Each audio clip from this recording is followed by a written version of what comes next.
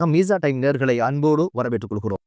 இஸ்ரேலினுடைய ஆக்கிரமிப்பை உடைப்பதும் மனிதாபிமான உதவிகளை கஸா மக்களுக்காக கொண்டு சேர்த்தல் என்ற கருப்பொருள்ல உலக அளவில் மேற்கொள்ளப்படுகின்ற ஒரு முயற்சி தான் இது. கிட்டத்தட்ட 50க்கும் அதிகமான நாடுகளுடைய தொண்டார்வலர்கள் பங்கு பெற்றுகின்ற, அதே போல 50க்கும் அதிகமான கப்பல்கள்ல மனிதாபிமான உதவிகளோட பயணிச்சவங்க தான் இந்த கப்பல்ல பயணிச்சவங்க. தற்போது கஸாவிலிருந்து கிட்டத்தட்ட 47 கடல் மைல் தூரத்துல இப்போது இந்த கப்பல்கள் தரித்து நிற்பதான செய்தியை பார்க்க கிடைத்தது. இங்க தரித்து நிக்கல 47 நாடுகளுடைய தொண்டார்வலர்கள் 443 பேரை கைது செய்து இஸ்ரேலுடைய போலீசாரிடம் ஒப்படைத்ததான செய்தி பெரும் பரபரப்பை ஏற்படுத்தியிருக்கு. சில கப்பல் மீது நீர் பீராங்கிகள் மூலம் தாக்குதல் நடத்தப்பட்டதாகவும் ட்ரோன்கள் மூலம் தாக்குதல் நடத்தப்பட்டத செய்தியும் பதிவாக இருந்ததை பார்க்க முடிந்தது. இப்போதைக்கு 35 நாடுகளுக்கும் அதிகமான நாடுகள் தமது பிரஜைகளை விடுதலை செய்யணும், இவர்களுடைய உதவி பொருட்கள் கஸாக்குள்ள கொண்டு சேர்வதற்கான வழிவகைகளை இஸ்ரேல் செய்யணும் அப்படின்ற பல்வேறு அழுத்தங்களை கொடுத்த போதிலும், பல்வேறு நாடுகள் ஆர்ப்பாட்டங்கள் இவர்களுக்கு எதிராக மேற்கொள்ளப்பட்ட போதிலும், செவிடன் காதுல சங்குதுறது போல எதையுமே உருவாங்காமல் இஸ்ரேல் என்ன சொல்லுது அப்படின்னு கேட்டீங்கன்னா, இது எங்களை அவமானப்படுத்துகின்ற ஒரு செயற்திட்டம் அப்படின்னு சொல்ல ஆரம்பிச்சாங்க. எதனால அவமானப்படுத்துகின்ற செயற்திட்டம் என்று சொல்றாங்க அப்படின்னு ஒரு கேள்வியும் எழ ஆரம்பிச்சிருக்குது. இது ஒரு அவமானமாக இஸ்ரேல் ஏன் பார்க்கணும்? அதுக்கான காரணம் என்ன அப்படின்னு பாத்தீங்கன்னா, அவர்களோட நிலைப்பாடு உலகத்துல மனித ஜீவன் அப்படின்னு பாத்தீங்கன்னா அது யூதர்கள் மட்டும்தான். ஏனையவர்கள் எல்லாம் மனித உருவில் இருக்கின்ற மிருகங்கள் அப்படின்னு தான் அவங்க யோசிக்கிறாங்க. அதனால தங்களை எதுக்கிற கஸா மக்களுக்கு உதவி செய்ய வாரது அப்படின்றதும் அவர்களுக்கு உணவளிப்பதும் மிருகங்களுக்கு உணவளிப்பதற்கு ஒத்த ஒரு விஷயம் என்று நினைச்சாங்களோ என்னவோ தெரியல அப்படின்னு தான் இப்போது என்ன தோன்றுது.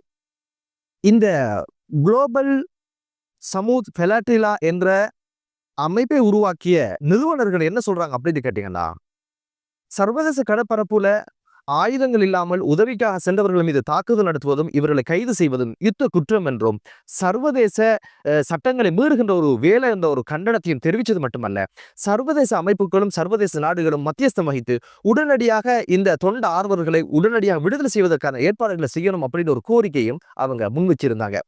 இது குறித்து இஸ்ரேல் தரப்புல என்ன சொல்லப்படுது அப்படின்னு கேட்டீங்கன்னா, நீங்க வந்தீங்க, மரியாதையாக திரும்பி போயிருங்க, தேவையில்லாத பிரச்சனைகளை வம்புக்கு இழுத்துறாதங்க அப்படின்னு ஒரு விஷயத்த எச்சரிக்கையாக விட்டிருந்த செய்தியை பார்க்க முடிந்தது. இதுல வேடிக்கை என்ன அப்படின்னு பாத்தீங்கன்னா, இவ்வளவு விஷயம் நடந்ததுக்கு பிறகு ஐக்கிய நாடுகள் சபைக்கான இஸ்ரேலிய தூதுவர் என்ன சொன்னார் அப்படின்னு கேட்டீங்கன்னா, சட்டவிரோதமாக இஸ்ரேலுக்குள்ள நுழைகிறவங்களை கைது செய்கின்ற உரிமை இவங்களுக்கு இருக்குது. என்னதான் இருந்தாலும் உங்களுடைய தொண்டு ஆர்வலர்களை பத்திரமாக பாவ மன்னிப்பு திருநாளுக்கு பிற்பாடு அவர்களை விடுதலை செய்வோம் அப்படிங்கிற ஒரு விஷயத்த சொல்லியிருந்தாரு. பாவ மன்னிப்பு திருவிழா, பாவ மன்னிப்பு பெருநாளைக்கு பிறகு. யாருக்கு பாவ மன்னிப்பு? இங்க 2 சொற்கள்ல பாவம் மட்டும்தான் உங்களுக்கு மிச்சமே தவிர மன்னிப்பு என்பது கிடையாது என்பதுதான் இப்போது உலக அரங்கில் பேசப்பட்ட விஷயம். காரணம் என்ன அப்படின்னு பாத்தீங்கன்னா, 2 வருஷத்துல 60,000க்கும் அதிகமான மக்களை கொண்டிருக்கிறீங்க, 20,000க்கும் அதிகமான குழந்தைகள். இதெல்லாம் செஞ்சு போட்டு உங்களுக்கு பாவம் மன்னிப்பு திருநாளம் கேட்குதா? உங்களுக்கு நான் பாவ மன்னிப்பு கிடைக்குமாக இருந்தா அந்த வார்த்தைக்கு அர்த்தம் இல்லாம போயிடும் அப்படின்ற பல்வேறு விமர்சனங்கள் இப்போது முன்வைக்கப்படுறதையும் பார்க்க முடியுது. இருக்கிற கேள்வி என்ன அப்படின்னு பாத்தீங்கன்னா, டொனால்ட் ட்ரம்புடைய 21 அம்ச கோரிக்கை எங்க போச்சு? அதுல முதலாவது சொல்லப்பட்ட விஷயம் யுத்தத்தை நிறுத்துவோம், மனிதாபிமான உதவிகள் அந்த மக்களுக்கு போய் சேரணும் அப்படின்றதுதான் அடுத்ததாக இருக்கிற ஒரு விஷயம். இதுக்கிடையில டொனால்ட் ட்ரம்ப் என்ன பீத்திக்கிறார் அப்படின்னு கேட்டீங்கன்னா, நோபல் பரிசு தனக்கு கிடைக்கணும், இதுக்கிடையில உக்ரைன் ரஷ்யா யுத்தத்தை முடிச்சிருவேன் அப்படின்ற ஒரு விஷயத்தையும் சொல்லியிருக்கிறாரு. இதுல வர ஐநா, இதுல வர யுனிசெஃப் சிறுவர்களுடைய உரிமைகளை பாதுகாக்கிறதுக்கு நாடு தழுவி அதனுடைய பிரான்ச்சுகளை அதனுடைய கிளைகளை ஆரம்பிச்சிருக்கிறாங்களா. இங்க 20,000 குழந்தைகள் இன்னைக்கு இறந்து போன சம்பவமும் 4,000க்கும் அதிகமான குழந்தைகள் ஊனமுற்று இருக்கிற விஷயமும் ஏன் இந்த யுனிசெஃபுக்கும் ஐநாக்கும் தெரியல? எனவே இஸ்ரேல் விஷயத்துல தான் செவிடன் காதுல சங்கூதுற மாதிரி என்று பார்த்தா, இவங்க குருடனாக இருக்கிற ஒரு விஷயமும் இங்கு விமர்சிக்கப்படுவதையும் பார்க்க முடியுது. கஸாவுடைய நிலைமை என்ன அப்படின்னு பாத்தீங்கன்னா, வியாழக்கிழமை அதிகாலையிலிருந்து மிகப்பெரிய ஒரு தாக்குதலை இப்போது இஸ்ரேல் மேற்கொண்டிருக்குது. இதுவரைக்கும் கிட்டத்தட்ட 45 அப்பாவி மக்கள் படுகொலை செய்யப்பட்டதுல இன்னும் வலிக்கிற விஷயம் என்ன அப்படின்னு பாத்தீங்கன்னா, கிட்டத்தட்ட 13 பேர் உணவுக்காக காத்திருந்தவங்க அப்படின்ற ஒரு செய்தியும் ரொம்ப வலிக்கிற செய்தியாக காண கிடைத்தது. ஐரோப்பிய ஒன்றியம் என்ன சொல்லியிருக்கு அப்படின்னு கேட்டீங்கன்னா, டொனால்ட் ட்ரம்புடைய 21 அம்ச கோரிக்கையை ஹமாஸ் ஏற்றுக்கொள்ளணும், அதுதான் நிரந்தரமான யுத்தத்துக்கான தீர்வாக இருக்கும் ஒரு விஷயத்தையும் ஹமாஸுக்கு அறிவுரையாக வழங்கியதும் பார்க்க முடிந்தது. வேற என்னதான் அவங்களால் பண்ண முடியும்? ஹமாஸ் தரப்புல என்ன வகையான பதில் கிடைக்கும் அப்படின்னு ஒரு விஷயம் தான் இப்போது மிகப்பெரிய ஒரு எதிர்பார்ப்பை உண்டு பண்ணியிருக்குது. திங்கட்கிழமை மாலை ஆகும்போது தான் டொனால்ட் ட்ரம்புடைய இந்த 21 அம்சங்களை கொண்ட கோரிக்கை அவர்கள் கிடைத்ததாக சொல்லப்படுது. தற்போது ஹமாஸுடைய அரசியல் விவகாரங்களுக்கு பொறுப்பான முகமது நஸ்ஸால் என்று சொல்லப்பட்டவர் என்ன சொல்றாரு அப்படின்னு கேட்டீங்கன்னா, கஸால இன சுத்திகரிப்பு நடக்கிறத நிறுத்தணும் என்பது எமது ஆசை.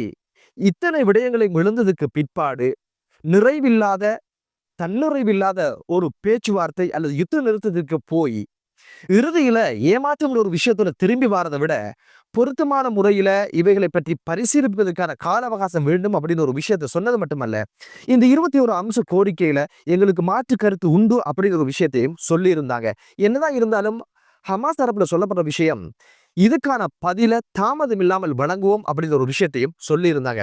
என்னதான் இருந்தாலும் இப்போது அனைவருடைய எதிர்பார்ப்பும் அமைதியான சூழல் ஒன்று உருவாகணும், இந்த மக்களுடைய பசி போகணும், நிம்மதியாக தூங்குகின்ற ஒரு சூழல் உருவாகணும் அப்படின்ற ஒரு விஷயம் தான் இப்போது அனைவராலும் பேசப்படுகின்ற விடயங்கள். ஹமாஸ் எவ்வகையான முடிவை எடுக்கும் என்பது தெரியல. இப்போதே கஸாவில் உள்ளவர்களே ஹமாஸுக்கு அழுத்தம் கொடுக்கின்ற ஒரு நிலையும் உருவாகி இருக்குது. ஒரு அமைதியான சூழலுக்கும் சமாதானத்துக்குமான ஒரு சூழ்நிலை உருவாகட்டும் என்ற ஒரு மனநிலை தான் அவர்களிடம் இருக்கின்ற ஒரு சூழல் உருவாகி இருக்கிறது. என்னதான் இருந்தாலும் அந்த பிரதேசத்துல அமைதி நிலவணும் என்ற ஒரு விஷயம் இப்போது எதிர்பார்ப்புக்கு உள்ளான ஒரு விஷயமாக இருந்தாலும் இத்தனையும் இழந்து ஒரு ஏமாற்றப்படுகின்ற ஒரு சூழல்ல தான் இந்த பேச்சுவார்த்தைகள் முடியுமாக இருந்தால், இந்த 21 அம்சங்கள் அவங்களுக்கு கொடுக்குமாக இருந்தால் அதை ஹமாஸ் ஏற்றுக்கொள்ளுமா என்ற கேள்வியும் எழ ஆரம்பிச்சிருக்குது.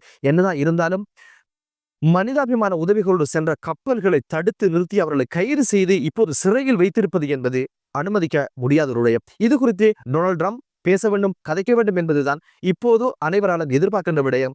வெறுமனே சமாதானத்துக்கான ஒரு அறிக்கையை விட்டுட்டு நோபல் பரிசு தனக்கு கிடைக்கணும் என்று சொல்லுவது என்பது பிள்ளையும் கிள்ளி தொட்டிலையும் ஆட்டுகின்ற ஒரு செய்தியாகத்தான் பார்க்கப்படுகிறது.